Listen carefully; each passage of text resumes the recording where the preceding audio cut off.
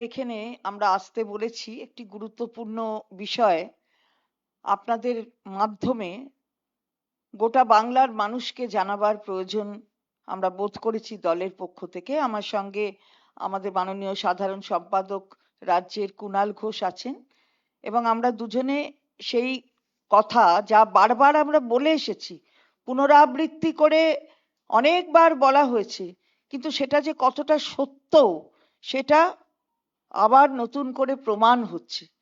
আমরা বারবার বলে এসেছি যে নির্বাচন কমিশন তারা নিরপেক্ষতা বজায় রাখে না, তারা কেন্দ্রীয় সরকারের অঙ্গুলি হেলনে চলে, ভারতীয় জনতা পার্টির এজেন্ট হিসেবে কাজ করে। এটা বারবার বলে এসেছি, কিন্তু আরো বেশি ঘটনা যেগুলো প্রকাশ পাচ্ছে তাতে দেখা যাচ্ছে যে আমাদের এই বলাগুলোর পেছনে, আমাদের এই ধারণাগুলোর পেছনে কতটা সত্যতা আছে।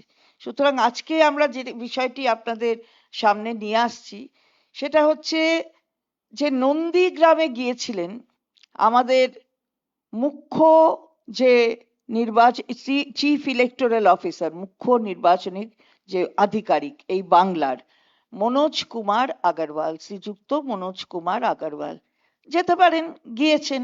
হঠাৎ পূর্ব মেদিনীপুরের নন্দীগ্রামকে মনে হয়েছে একেই বাছা দরকার, প্রথমে সেখানে গেছেন, আপত্তি নেই তাতে। কিন্তু সেখানে গিয়ে দেখা গেল তিনি যাচ্ছেন, তার সঙ্গে সঙ্গে ভারতীয় জনতা পার্টির নেতা কর্মীরা যাচ্ছেন। ভারতীয় জনতা পার্টির এক নেতা, যিনি বিরোধী দলনেতারও যথেষ্ট ঘনিষ্ঠ বলে সবাই জানে, তার নাম হলো তপন কুমার মহাপাত্র। তিনি কালীচরণপুর যা একটি অঞ্চল, সেই বিজেপির অঞ্চলের কনভেনার হিসাবে নিযুক্ত আছেন। তাকে দেখা গেল যে chief electoral officer Manoj Kumar আগরওয়ালের সঙ্গে ঘুরতে, এবং আমরা আপনাদের কাছে সেই ছবিগুলো তুলে ধরবো যে তিনি ঘুরছেন মনোজ কুমার আগরওয়ালের সঙ্গে, আমরা পরবর্তীতে দেখাচ্ছি। এই ঘটনা কি প্রমাণ করে? নিরপেক্ষতা, ইলেকশন কমিশনের নিরপেক্ষতা। প্রথমে বাছো নন্দীগ্রাম, নন্দীগ্রামে গিয়ে তারপরে যারা ভারতীয় জনতা পার্টির একেবারে তারা অঞ্চলের কনভেনার, তাদেরকে সঙ্গে নিয়ে ঘুরবেন চিফ ইলেকটোরাল অফিসার। তাহলে কতটা নিরপেক্ষহীনতায় কাজ করছেন আমাদের এই নির্বাচন কমিশন এবং তার সাথে সাথে বাকি আধিকারিকরা, সেটা আবার প্রমাণিত। আর এটা তো কোনো বিচ্ছিন্ন ঘটনা নয়, এর আগেও আমরা বলেছি। গাজলে, গাজলে যিনি অবজারভার ছিলেন সে তো আপনারা জানেন, যে মালদায়, মালদায় যিনি অবজারভার ছিলেন তিনি ওই জয়ন্তকান্ত, তিনি বিজেপির একজন মহিলা নেত্রীর তিনি স্বামী, তাদের কথা আমরা বারবার এখানে বলেছি। তাছাড়া ধীরাজ কুমার, তিনি গাজলের জেনারেল অবজারভার, সেখানে নিযুক্ত এই ব্যক্তি যখন মহারাষ্ট্রে স্বাস্থ্য কমিশনার ছিলেন তখন তার বিরুদ্ধে একটা অ্যাম্বুলেন্স টেন্ডার নিয়ে কেলেঙ্কারি, 8,000 কোটি টাকার কেলেঙ্কারি, তিনি অভিযুক্ত ছিলেন। এবং যদি দেখেন যে বনগাঁয়, বনগাঁ দক্ষিণ, সেখানকার জেনারেল অবজারভার হচ্ছেন অজয় কাটসারিয়া, তিনি সাতনার কালেক্টর এবং কমিশনার সেখানে তদন্ত করেছিলেন, সেই তদন্তে দোষী সাব্যস্ত হয়েছেন, তার বিরুদ্ধে চার্জশিট হয়েছে কি না তিনি ব্যক্তিগত মালিকানা হস্তান্তর করেছেন। ভাবা যায়? এরা সব হচ্ছেন observer, general observer, special observer. বালিগঞ্জের জেনারেল অবজারভার তিনি হলেন গন্ধম চন্দ্রুডু, তিনি অন্ধ্রপ্রদেশের ট্রাইব্যুনালে ওয়েলফেয়ার ডিরেক্টর থাকাকালীন তার নিজের বিরুদ্ধে ওঠা একটি সাংঘাতিক ব্যাপার, যৌতুক নির্যাতন। ভাবা যায়? যৌতুক নির্যাতন তার বিরুদ্ধে উঠেছে এই অভিযোগ, এবং সেখানে তাকে নিযুক্ত করা হয়েছে বালিগঞ্জের জেনারেল অবজারভার হিসেবে। অন্যদিকে মধ্যমগ্রামের জেনারেল অবজারভার হচ্ছেন অরিন্দম ডাকুয়া, তিনি এর আগে উড়িষ্যার বিজেপির মুখ্যমন্ত্রী মোহন চরণ মাঝি তার ব্যক্তিগত সচিব ছিলেন। তার মানে এই আধিকারিকের সঙ্গে তো সরাসরি সরাসরি ব্যক্তিগত সচিব সরাসরি যোগাযোগ আছে কার? না, ভারতীয় জনতা পার্টি। তো এই অফিসাররা এখানে observer, general observer, special observer হিসেবে রয়েছেন। তার সাথে চিফ ইলেকটোরাল অফিসার তিনিও সঙ্গে রয়েছেন। এর দ্বারা কি প্রমাণ হয়? বারবার আমরা এই কথা বলেছি, আমরা বারবার এটা বলতে চাই যে নির্বাচন কমিশন, মুখ্য নির্বাচন কমিশন অর্থাৎ যেটি জাতীয় নির্বাচন কমিশন দিল্লিতে আছে, ইলেকশন কমিশন অফ ইন্ডিয়া, তারা কি দেখতে পাচ্ছেন না? তারা জানছেন না? তারা আমরা বারবার এই কথাগুলো বলছি, এই অভিযোগগুলোকে কোনো গুরুত্ব দেওয়া হচ্ছে না। আমরা বলতে চাই যে সত্বর এর পদক্ষেপ নেওয়া হোক। আমি এবার আমার সহকর্মী কুণাল ঘোষকে তার বক্তব্য রাখার জন্য অনুরোধ করব। আসলে নির্বাচন কমিশন পুরোদস্তুর বিজেপির দলদাসের মতো কাজ করছে।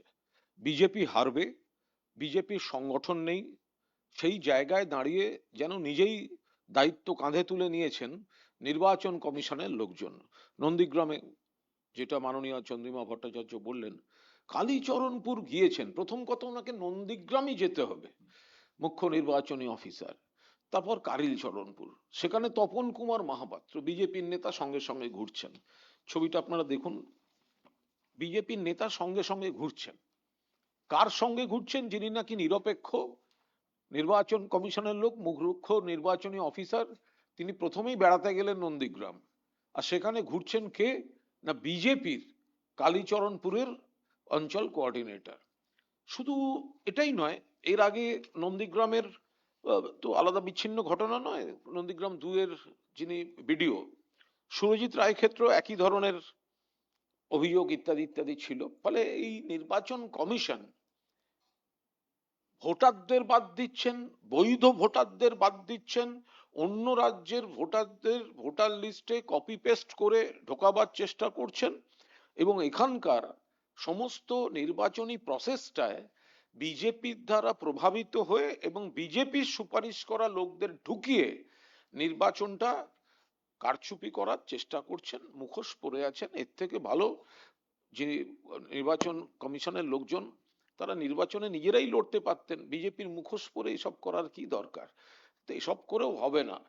250-র বেশি আসন নিয়ে মমতা বন্দ্যোপাধ্যায় চতুর্থবারের জন্য মুখ্যমন্ত্রী হয়ে মা মাটি মানুষের সরকার গড়তে চলেছেন। কিন্তু এই যে একেবারে বাংলায় নির্বাচন কমিশন অতীতের সমস্ত বিতর্ককে পেছনে ফেলে নজিরবিহীন দলদাসপনা চালিয়ে যাচ্ছে, সেইটা আমরা মানুষের কাছে বারবার তুলে ধরছি। অন্য রাজ্যের মার্কা মারা অভিযুক্ত, মার্কা মারা বিজেপির লোক, সেইগুলোকে এখানে এনে এনে এখানে নির্বাচনকে এবং এই প্রক্রিয়াটাকে প্রভাবিত করার চেষ্টা হচ্ছে।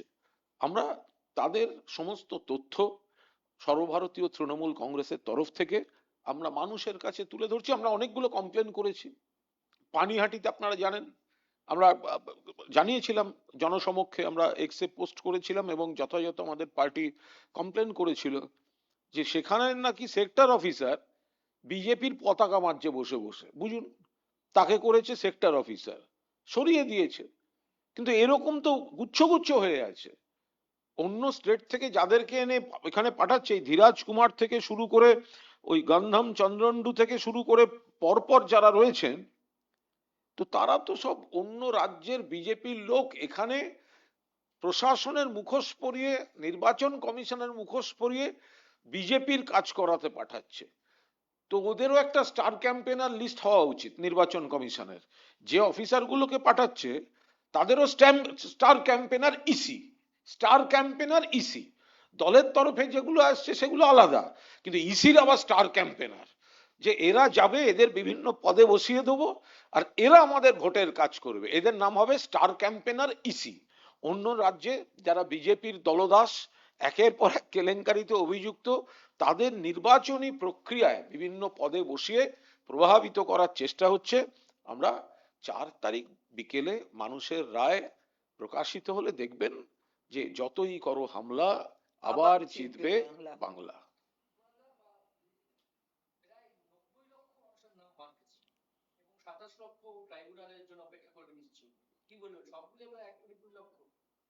দেখুন আমরা খুব এর আগে থেকে সব সব মিলিয়ে কত বললেন? 91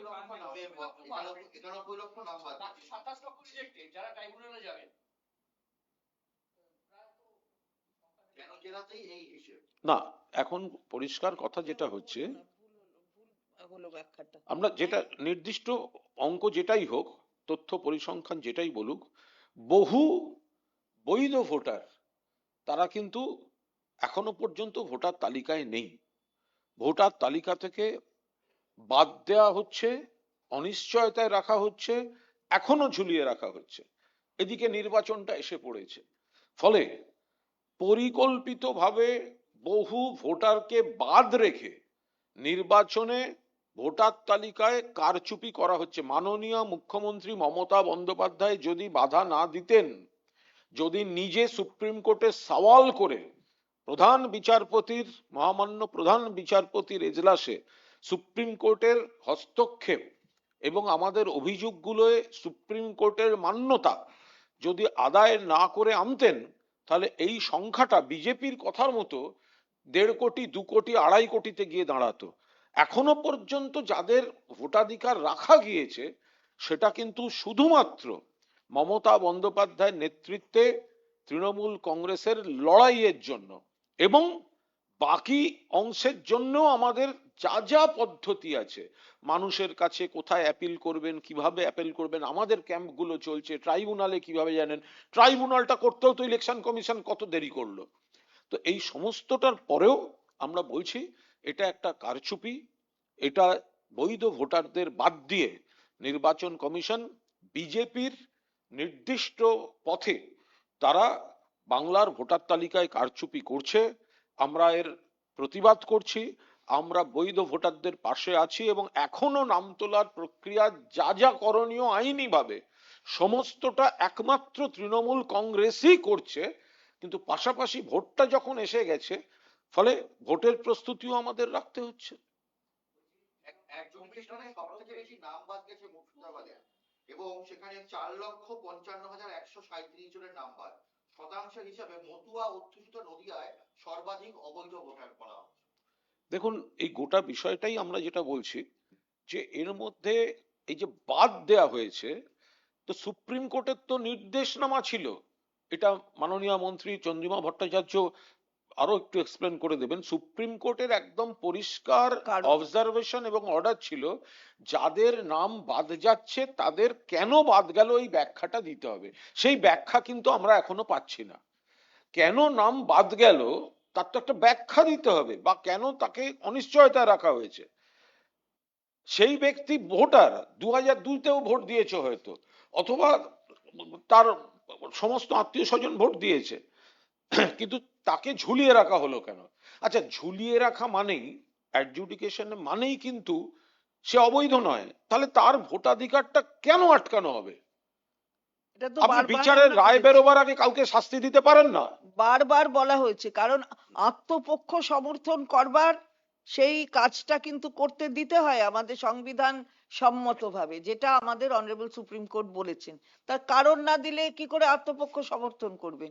সেই কারণে যেটা বলছেন 90 লক্ষ, আপনি যদি বলেন যে প্রথমে 58 লক্ষ, তারপরে এখন 27 লক্ষ বাদ গেছে, 27 লক্ষ বাদ গেছে, তাহলে কত হলো? 27 5 কিসের?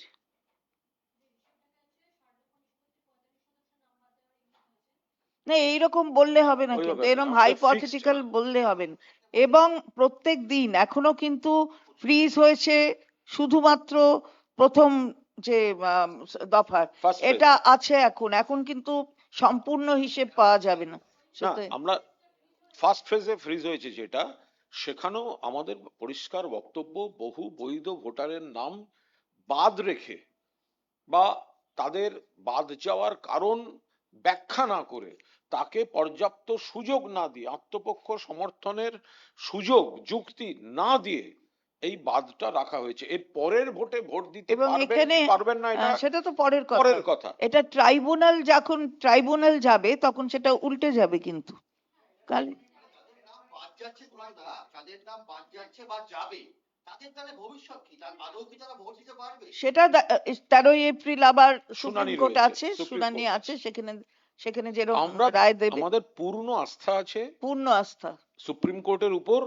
আমরা মনে করি যে সুপ্রিম কোর্ট এমন রায় দেবেন, এই গোটাটার সঙ্গে রাজ্য সরকারের তো সম্পর্ক নেই, গোটাটার সঙ্গে নির্বাচন কমিশনের দায় দায়িত্ব, এবং তারা যেভাবে অপরিকল্পিত দূরদর্শী হঠকারী পদ্ধতিতে বিজেপির রাজনৈতিক উদ্দেশ্য সাধনের জন্য বিজেপির দলদাসের মতো আচরণ করে নাম বাদের খেলা খেলছে, আশা করি, আমরা প্রার্থনা করি, আমাদের অনুরোধ, আমাদের আবেদন, মহামান্য সুপ্রিম কোর্ট বৈধ ভোটারদের তাদের প্রত্যেককে ভোট দেওয়ার সুযোগ দেবেন।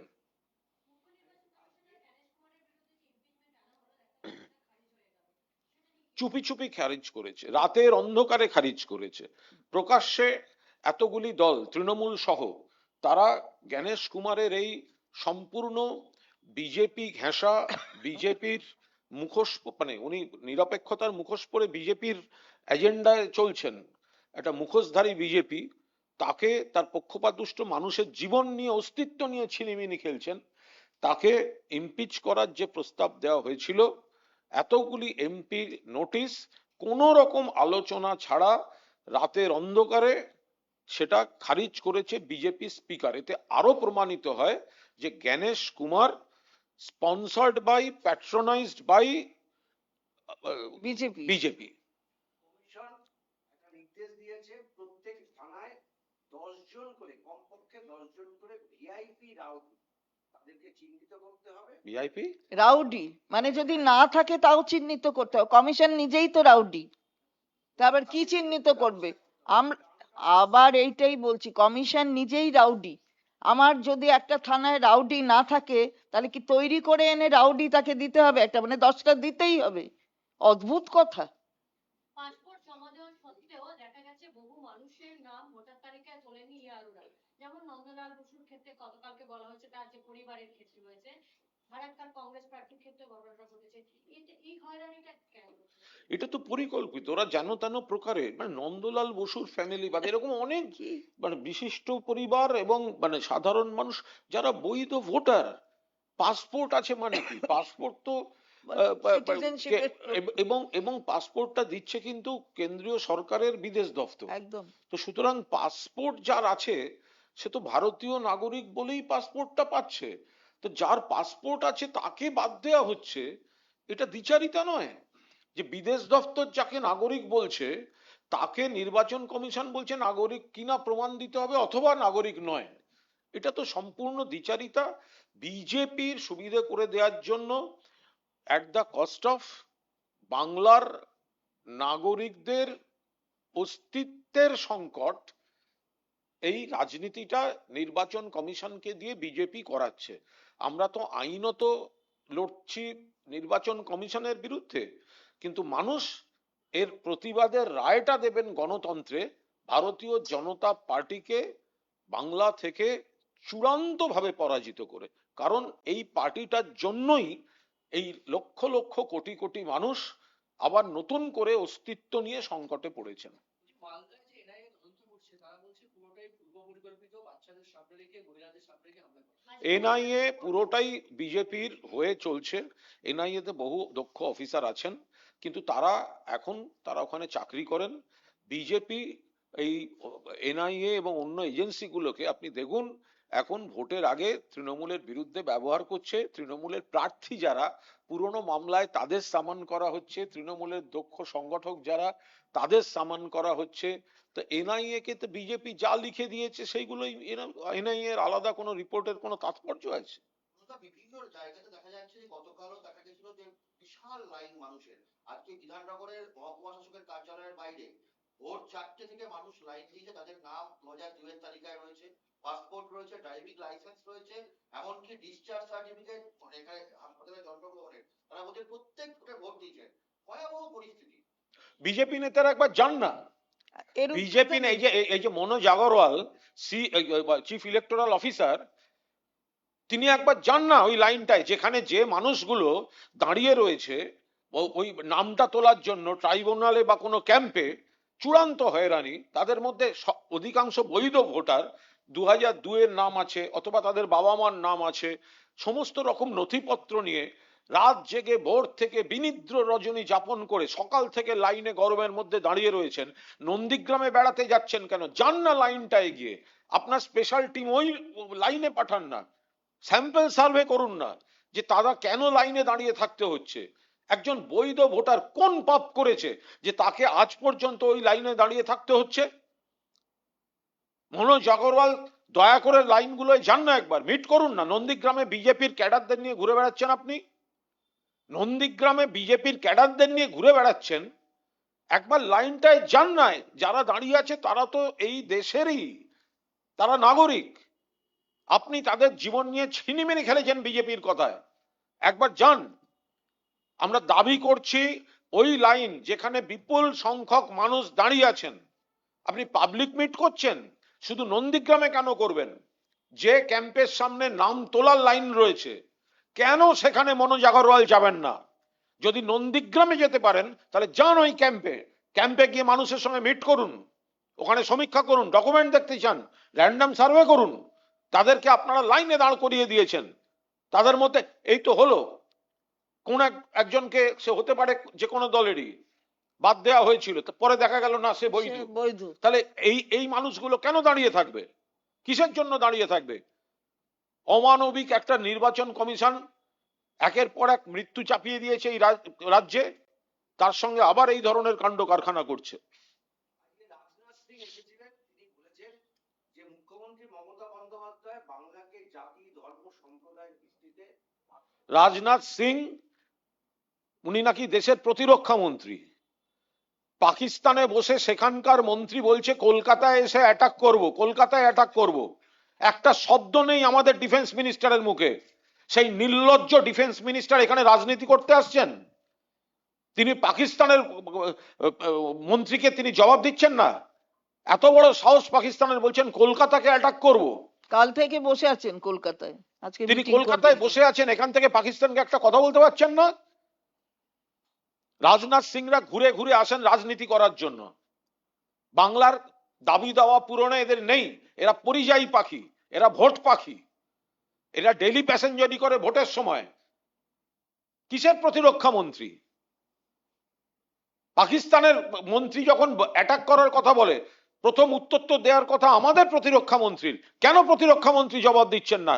কেন পাকিস্তানকে সমুচিত জবাব দিচ্ছেন না? আমাদের নেতা, আমাদের সেনাপতি জবাব দিয়েছেন। হ্যাঁ। যেদিন এই এনডিএ বা বিজেপির গভর্নমেন্ট থাকবে না, মমতা বন্দ্যোপাধ্যায় এবং ইন্ডিয়া জোটের ডমিনেটেড গভর্নমেন্ট থাকবে, সেদিন আমরা এই নাম নোট করে রাখছি পাকিস্তানি ওই মন্ত্রীর, যা কলকাতাকে অ্যাটাক করার যে হুমকি দিয়েছে। যেদিন ইন্ডিয়া জোট আসবে, পাকিস্তানের ঘরে ঢুকে মারা হবে। এই কথাটা কার বলার কথা ছিল? বলার দায়িত্ব ছিল এখন যিনি প্রতিরক্ষা মন্ত্রী, তিনি মুখে একদম হাসি নিয়ে বসে আছেন। বাংলার বিরুদ্ধে তিনি শুধু কথা বলবেন, বাংলার বিরুদ্ধে। রাজনাথ সিং এর স্পন্ডেলোসিস হয়েছে, ডান দিকে তাকাতে পারছে না, মানে ওয়েস্টার্ন সাইডে। ইস্টার্ন সাইডে শুধুমাত্র আমাদের ওয়েস্ট বেঙ্গলের উপর কুৎসা করতে আসছেন, স্পন্ডেলোসিস এর লক্ষণ। আরে দিল্লিতে বসে আছো, ডান দিকে পাকিস্তান, দেখো পাকিস্তানটাকে কি বলছে। কেবল বাঁদিকে বাংলাকে ডিস্টার্ব করা। কিসের প্রতিরক্ষা মন্ত্রী? যে প্রতিরক্ষা মন্ত্রী পাশের দেশের মন্ত্রীর হুমকির উত্তর দিতে পারে না, ওর উচিত স্টেপ ডাউন করা। লজ্জা থাকলে স্টেপ ডাউন করা উচিত। আর নইলে মানতে হবে দিল্লির সরকার আমেরিকার কাছে দাসখত দিয়েছে, মুচলেখা দিয়েছে যে পাকিস্তান যা ইচ্ছে বলে যাবে, এখান থেকে কোনো উত্তর যাবে না। ধর্মেন্দ্র প্রধান বলেছে যে রাজ্যের শিক্ষার হাল এত খারাপ, যেখানে মিড ডে মিল পাওয়া যায় না, প্রচন্ড খারাপ অবস্থা মিড ডে মিল। দেখুন, ধর্মেন্দ্র প্রধান উনি ভোটের সময় এসছেন, দু চারটে কথা বলছেন। বলতে হবে, অনেকগুলো সিএম এসছেন, অনেকগুলো এসছেন। ব্যাপম কেলেঙ্কারিটার একটু ব্যাখ্যা দিতে বলুন। হ্যাঁ, সেসব একটু ব্যাপংটা দিয়ে শুরু হোক, তারপর কেন্দ্রীয় সরকারের বাকি পরীক্ষাগুলো নিয়ে আমরা ধরবো। উনি আগে দিল্লি সামলান, কেন্দ্রীয় সরকারের যেগুলো দায়িত্ব, রেলের পরীক্ষাগুলোকে সামলান ঠিক করে, তারপর এখানে বলবেন। একটা রাজ্য, এক্ষেত্রে বলছেন যে বাংলায় নাকি কোনো ইনভেস্টমেন্ট হচ্ছে না এবং তৃণমূল এটা দেখা ওনার কাজ নয়, ওনার দেখার কাজ যেটা ওনার যে- দেশের সুরক্ষা। হ্যাঁ, উনি ইনভেস্টমেন্ট পাকিস্তানটা আগে দেখুন। ওনারা এই বলে বাংলায় যারা শিল্পপতি, যারা ইনভেস্ট করছে, সেসব ইনভেস্টরদের তারা অপমান করছে, তারা অপমান করছে। এখানে তার যে ইনভেস্টররা ইনভেস্ট করে, তারা ওপেন মিটিং এ বলে যায় যে এখানে কি হচ্ছে আর কি হচ্ছে না। সুতরাং তাদের অপমান করছে এটা যেন মনে রাখে, এর জবাব কিন্তু পাবে এবং এই ভোটের মেশিনের মাধ্যমেই পাবে। এটা অন্যায় কথা। এবং যেটা কুণাল ঘোষ বললেন যে উনি নিজেরটা দেখুন, ওনার এই নিয়ে কথা বলার কোনো অর্থ হয় না। ইয়ংজেটি পুরসভার চেয়ারম্যানকে না না, তা নয়, শুধু ধর্মেন্দ্র প্রধান, তার বিরুদ্ধে তো আমাদের ঝাড়গ্রামে ইতিমধ্যেই আমাদের তরফ থেকে অভিযোগ করা হয়েছে। ধর্মেন্দ্র প্রধান আর অর্জুন মুন্ডা এবং ওখানকার বিজেপি নেতারা, সেখানে ও তো ক্যাশ ডিস্ট্রিবিউশনের অভিযোগ এসছে, টাকা বিলোচ্ছিলেন ধর্মেন্দ্র প্রধান, টাকা বিলোনোর ঘটনার সঙ্গে যুক্ত ছিলেন, সেই অভিযোগ তো ওখান থেকে এসছে। এত টাকা আসে কোথা থেকে? তার হিসেব কে দেবে? চুন চুন কে হিসাব লেঙ্গে। এবং আবার বঙ্কিম আবেগে আবার শান দিচ্ছেন। তিনি বলছেন আজকে রাজনাথ সিং যে বঙ্কিমবাবুর যে বাড়ি আমি আবার বলছি, পাকিস্তানটা ওনার কাজ, উনি নন ইস্যুতে কথা বলছেন, আমরা তার কেন উত্তর কেন দেব? উত্তর দেবো? পাকিস্তান হুমকি দিয়ে যাচ্ছে, সেইটার উত্তর না দিয়ে উনি বাংলায় এসে যদি কুৎসা করতে যান, বাংলায় এসে ভোটের রাজনীতি করতে যান, এবং এখনো পর্যন্ত we strongly demand a strong statement from defence minister. He is doing only cheap politics. উনার আগে পাকিস্তানের উত্তর দিন, তারপর বাংলায় এসে রাজনীতি করতে হবে। ওনার দায়িত্ব যেটা, ওনার চেয়ার যেটাই আছে, উনি আগে সেটা সামলান। এখানে এসে বাংলার বিরুদ্ধে কুৎসা করার আগে ওটা সেটা সামলান, আর নইলে ইস্তফা দিন না। রাজনাথ সিং প্রতিরক্ষা থেকে ইস্তফা দিন, কারণ উনি পাকিস্তানের উত্তর দেন না, পাকিস্তানের উত্তর দেন না, পাকিস্তান হুমকি দিলে উত্তর দেন না, উনি ইস্তফা দিন। ওনার যোগ্যতা নেই প্রতিরক্ষা মন্ত্রীর চেয়ারে বসে থাকার।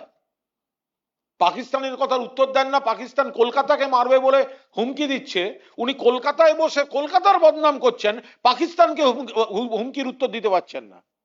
এটা অন্য প্রশ্ন। আজ থেকে টলিপাড়া কর্মবিরতি করছে। আমার কিন্তু একটা প্রশ্ন ছিল।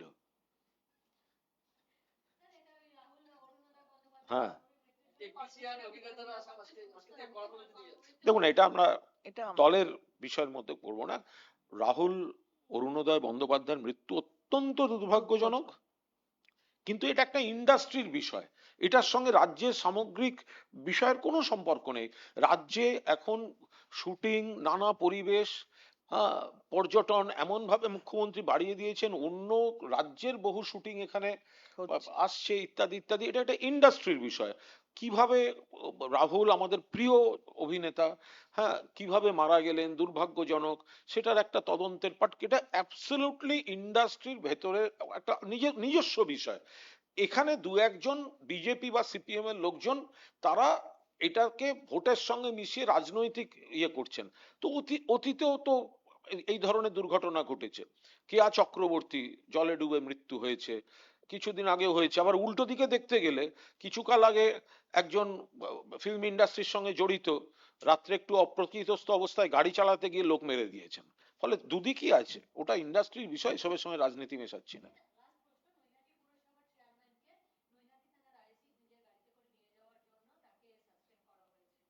বলতে পারবো না, মানে একেবারেই যেটা বলতে পারবো না। এই সময়, এইসব সময় অনেক রকম, মানে কি কেন হঠাৎ তার কোনো অসুস্থতা হয়েছিল কিনা, বা কি হয়েছে না হয়েছে, এগুলো না জেনে এগুলো এইভাবে বলা যায় না।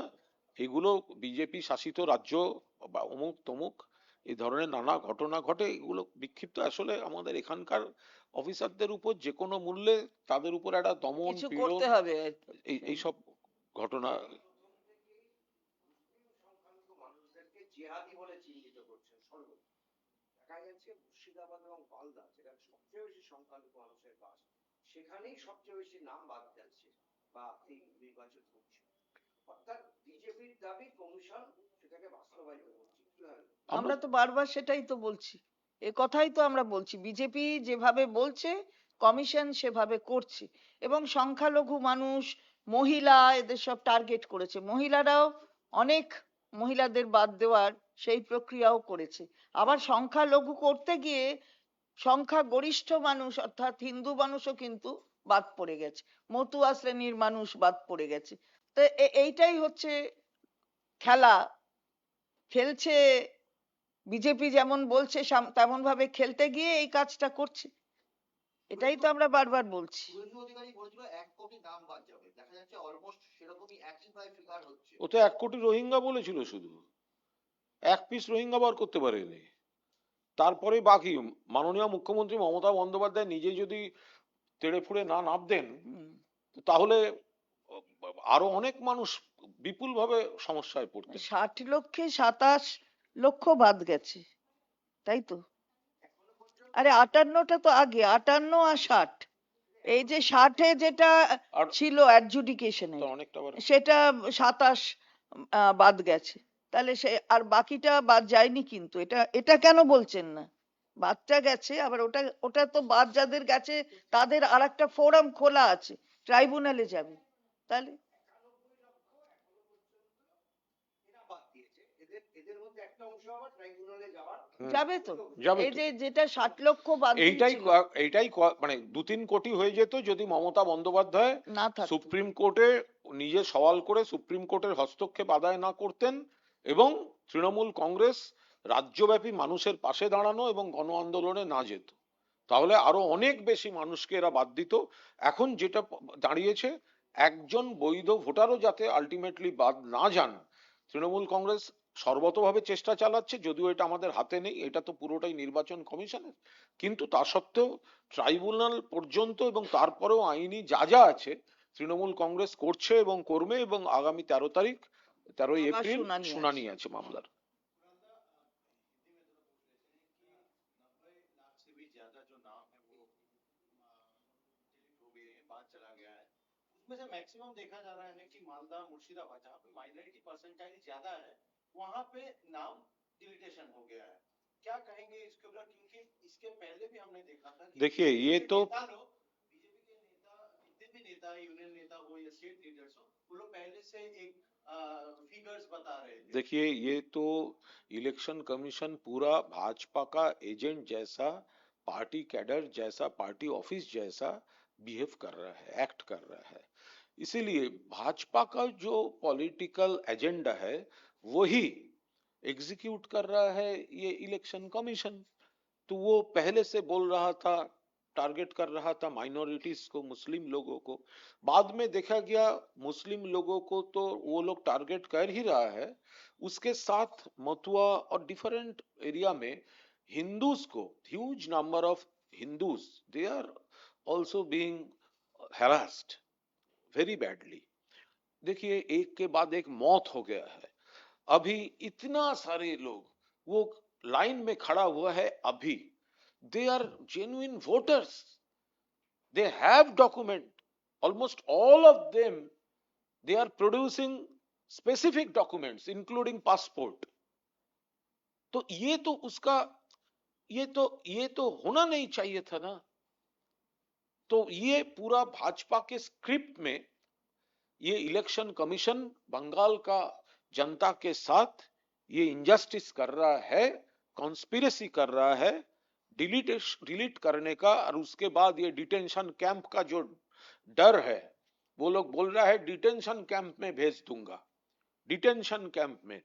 अरे भाई, जेन्युइन वोटर्स, आप लोग पॉलिटिक्स करके भाजपा के लिए, भाजपा के बातों में आकर आप लोग उसको डिलीट कर रहे हैं। तो क्या है, एक फैमिली में दोनों का नाम है वो घर में रहेंगे, और दोनों का नाम नहीं है वो डिटेंशन कैंप में रहेंगे। अब क्या सोच रहा है बंगाल को? इस इलेक्शन, आने वाला इलेक्शन में इसका जवाब आपको मिलेगा।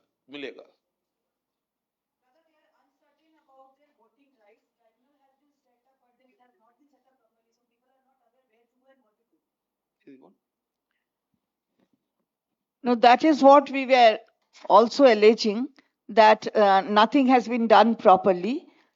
Even before the Honorable Supreme Court, this issue was raised, and Supreme Court also found that there was only one place where all the, the entire tribunal, which would be dealing with various cases from various districts, that they have been fixed for doing that. But the fact remains that people do not know. So it is for the ECI to know, make people know, to make them aware, because this is the right which has been given by the Honorable Supreme Court to these people. whose names are deleted, or there are any problems with regard to the names being listed in the voter list. So they have to be made aware.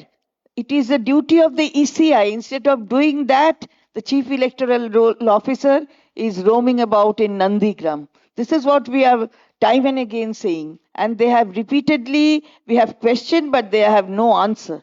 So again, it will be heard by the Honorable Supreme Court on the 13th of April, and we have our entire faith on the entire judicial system.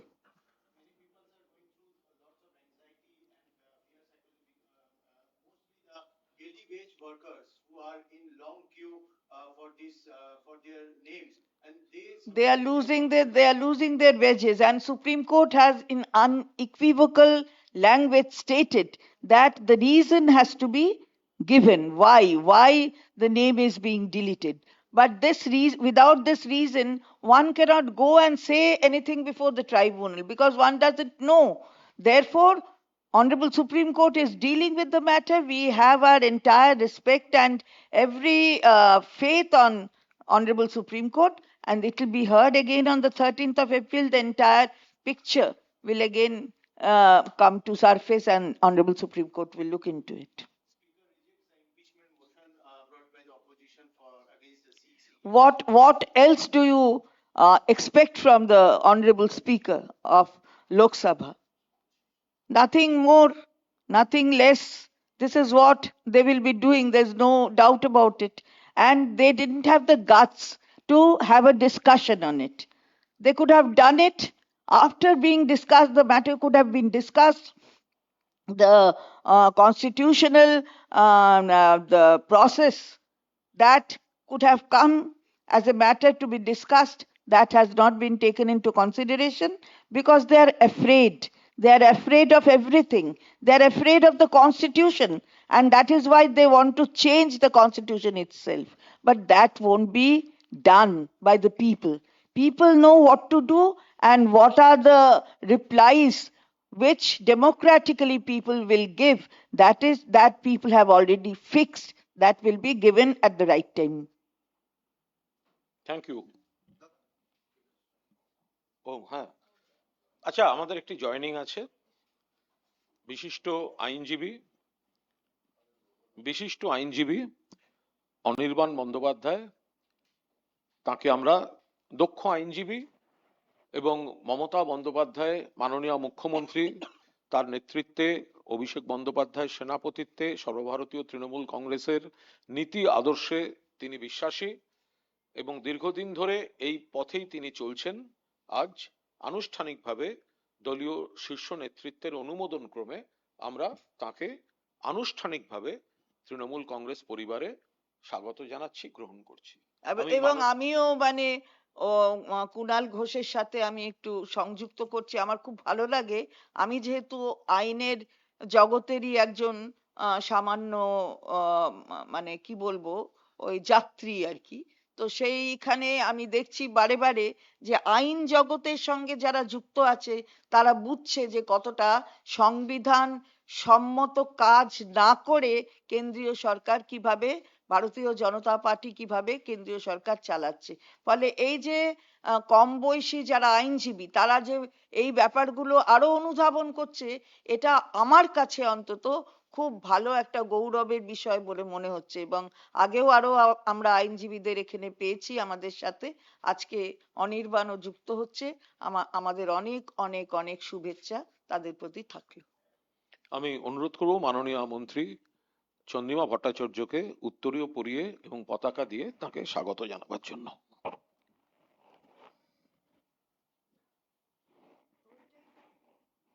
একটু মাঝখান থেকে